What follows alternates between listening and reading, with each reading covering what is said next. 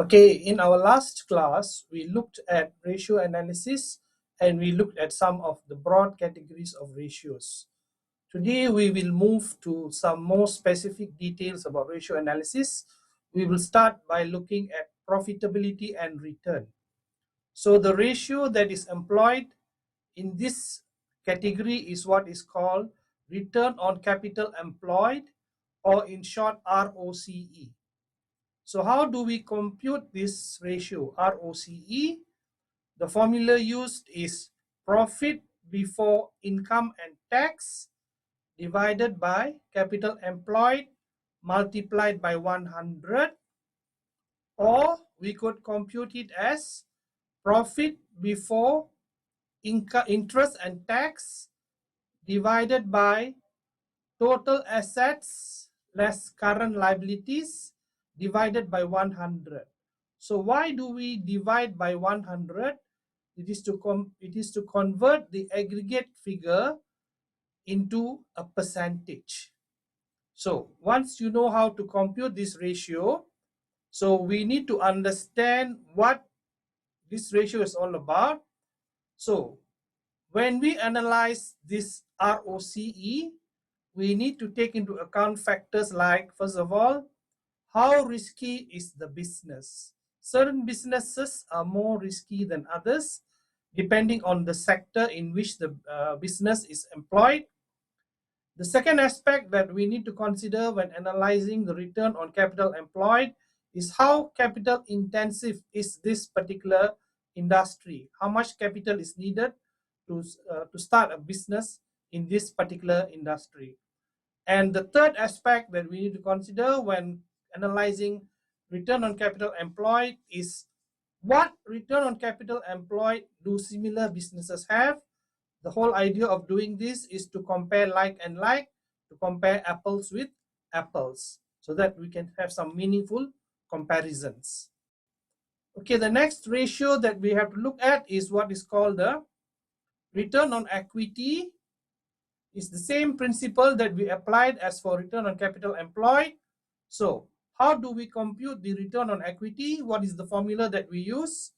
So in order to compute return on equity, the formula is net income over shareholders' equity multiplied by 100. So that will give us a percentage. So that is how we compute the return on equity.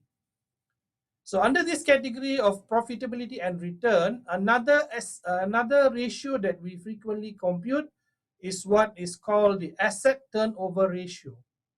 So how do we compute this asset turnover ratio? The formula to compute the asset turnover ratio is total revenue divided by average total assets. So total revenue, we can get this from the income statement. So how do we get the average total assets?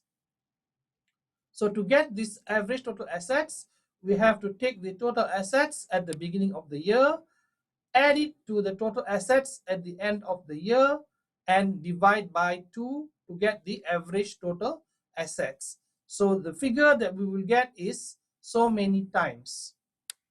So basically, asset turnover, the higher the figure, it means that the business is doing better. That means the stock turnover is higher, and therefore the volume of business is better. So again, when analyzing this ratio, there are some aspects that we need to take into account when we make the comparison. First of all, how capital intensive is this particular business? In this particular business sector, certain business sectors are more capital intensive than others, which means that more capital is required to start business in this particular field or in this particular sector. And the other aspect that we need to take into account when analyzing this ratio, asset turnover ratio, is how often are assets replaced. As a rule of thumb, the more frequently assets are replaced, it is an indication that the business is doing better or well. Okay, the next category of ratios that we have to look at is what we call the liquidity and working capital ratios.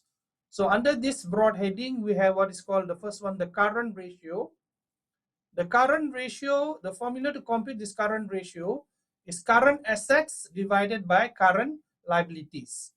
So here again, as a rule of thumb, a current ratio of 2 to 1, meaning that for every $2 of current assets, we have $1 of current liability, would indicate a healthy cash position.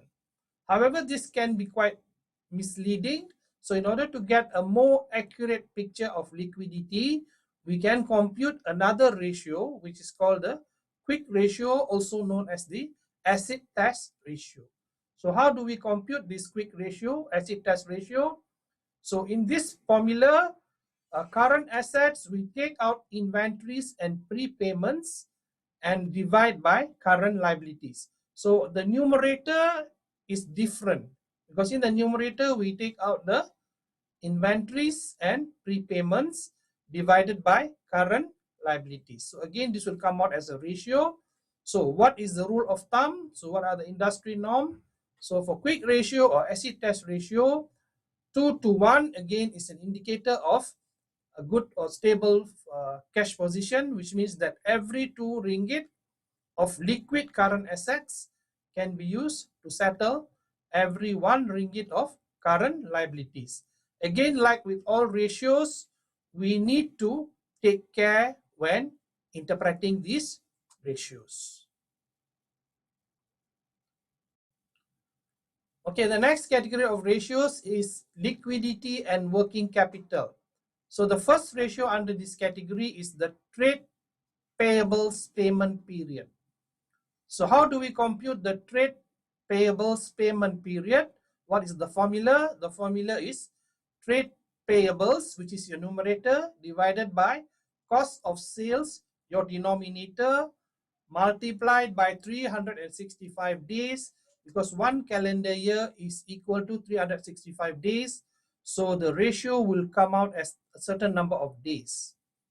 Now, if there are no credit purchases of this company, has only purely purchases on cash or does not allow credit purchases, so we have to use cost of sales.